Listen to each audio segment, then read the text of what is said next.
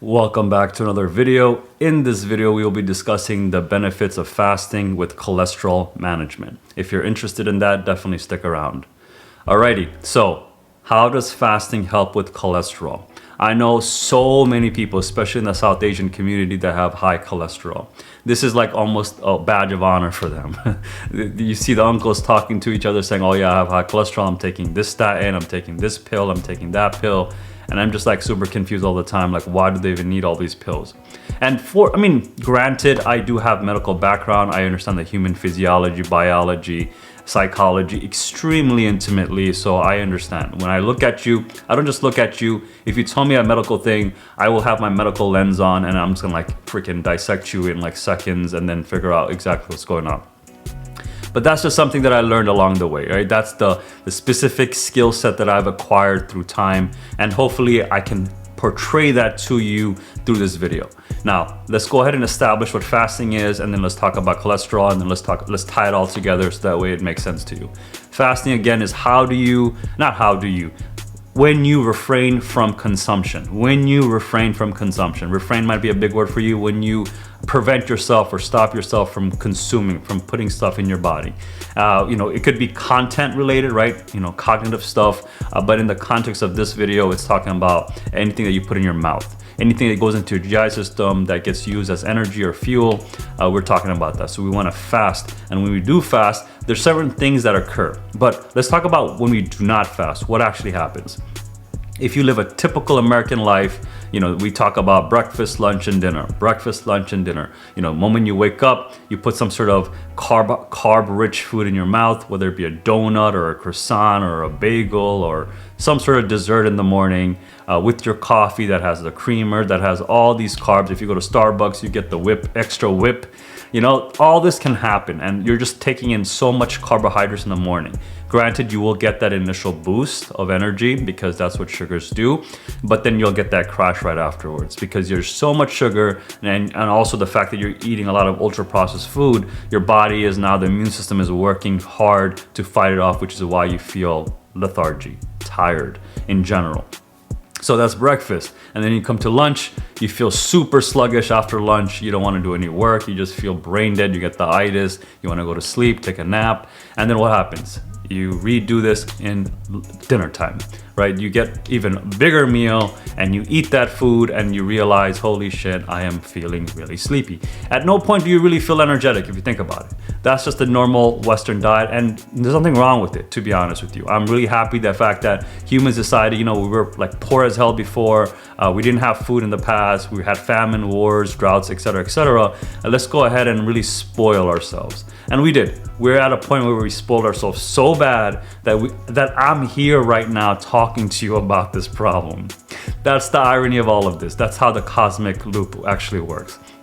So what I'm saying now is, okay, we need to stop eating for certain periods of time so our body can actually heal itself, and then you can do whatever the hell you want to do, right? So in this case, we're going to do something called fasting. There's so many other things you can do, so many different diets you can do. I'm sure, I'll talk about them in other videos, but in the case of this video, how does fasting help with cholesterol? Let's talk about it.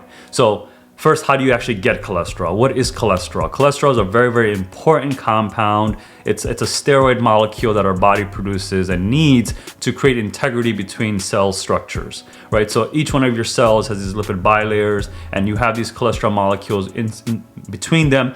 Not only does it work as a hormone, it works as a precursor. It has both structural and functional, so form and function in our body. But we've been hating on it for a while now, because what ends up happening is when you have this low-grade inflammation all given times, you have inflammation occurring and the cholesterol ends up getting trapped underneath all the battles that occur in your blood system. So as a result, we've been hating on it because those cholesterol can cause plaques within certain vessels, specifically the heart and the kidneys, and in general, those sensitive areas in your brain, etc., etc. where then you can go ahead and get a, whether it should be, if it's in your brain, it's a stroke. If it's in your heart, it's a heart attack. You know what I'm saying? If it's anywhere else, it's an infarction. There's a lot of things going on, but at the end of the day, we're trying to reduce it. So when you hear people talk about they have high cholesterol, and that's what they're talking about. They have high levels of cholesterol inside their blood, and as a result, they have a higher probability of getting these long-term chronic problems. And so understanding what that is, how do you actually have so much of it in your body? Not only does your body produce it, but you're also consuming a lot of it when you're actually eating food. If you eat the regular typical Western diet, get a hamburger meal with extra fries, or large fries, large soda, there's going to be a lot of cholesterol in there. So not only will there be carbs, fats, cholesterol, proteins as well, but when you consume all that, again, your body has so much extra carbs running through your body. And remember, carbs break down into these little sugar molecules, and these sugar molecules have these claws, and these claws are going at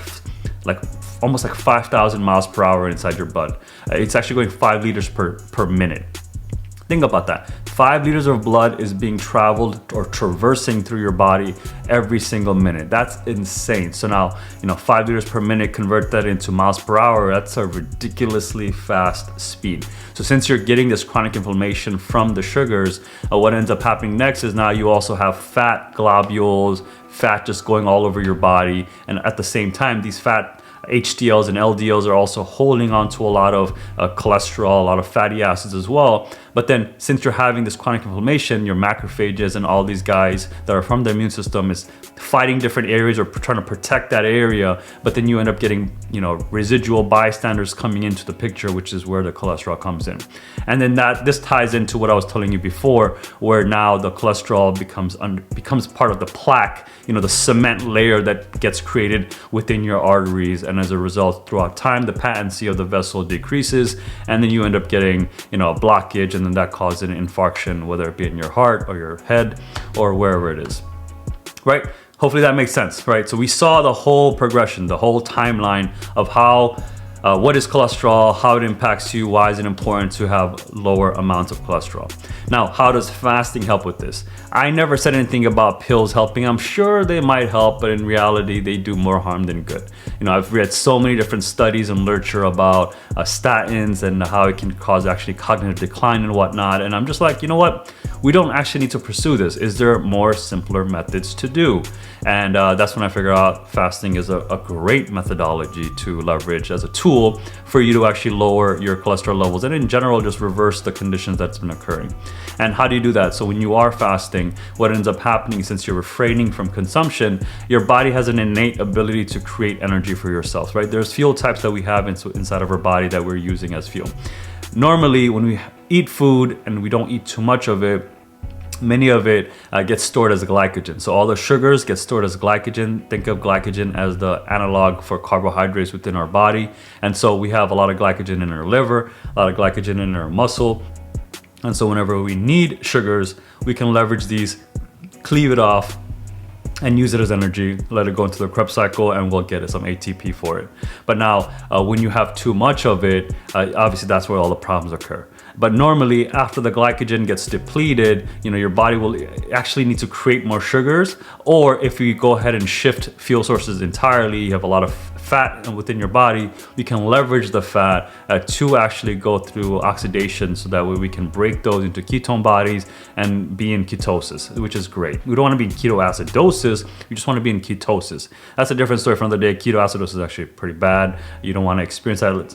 You actually experience that when you have when you're actually diabetic. You can actually undergo something called diabetic ketoacidosis, DKA for short. And it's because not only do you have so much sugar in your body, insulin's not working, your body needs energy. So what is it doing is burning the fat for fuel, and you have a bunch of ketones also inside your blood, and that causes a lot of problems. But we're not talking about that. We're talking about in general when you don't eat for a little bit of time, 16 hours, maximum I would say 36 hours, because after that, at a certain point, if you're not used to this, if your body's not used to this, you actually go under starvation. Starvation is essentially prolonged fasting for a long period of time. Granted, if you were in the middle of the desert, there was no people around for miles and miles and miles, and it's been days since you've been in the desert, then yeah, 30 days you'll be in starvation mode. When we think of starving kids in whether it be in third world countries, Africa, Bangladesh, or just in general those areas, they're in starvation. They're not fasting. They're not doing fasting on their own will. They're fasting because there's no food available, which eventually we'll figure out the solution. Just like how we fattened up the whole country here, we'll be able to fatten up the other parts of the world as well. But we need to do moderate consumption of everything that we do. Good. Once you have that baseline understanding, once you do not eat anymore for long periods of time, 16 hours or 18 hours, your body will undergo something called autophagy. Autophagy is the ability for you to do spring cleaning for your body. Whether it is, well, I actually lost my train of thought, but my point is when you are fasting, your body will decide, okay, what is necessary within your system?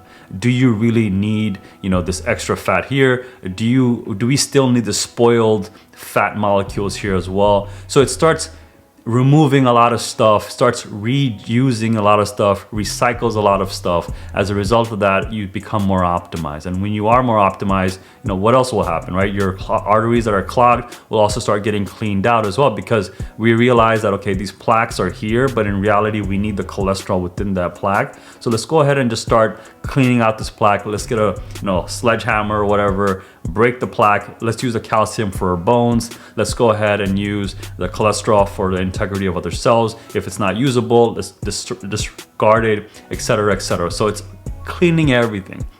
It's like getting a stimulus package from the US government for new infrastructure, right? That's how I see it in the body. When you're fasting, you're actually souping up the whole system to say, hey, let's go ahead and get the house in order. And I really appreciate that, because for me to stay at a certain, what I'm calling is I'm gonna trap or freeze this age 35-year-old Shaquille for the next 150 years. It's going to be impressive for me to do that, and fasting is definitely going to be one of those tools that I'm going to be leveraging to make sure that I never gain too much weight, because the moment you gain too much weight, that's a downward spiral that you're going to be going under. Cool. So recap the video. If you are fasting, it will help you undergo autophagy, which is going to help you reduce your cholesterol, which is also going to help you reduce your reliance on medications. Because again, what's the whole point of the medication is to reduce your cholesterol. But in reality, it does a lot of other shit that you really don't need.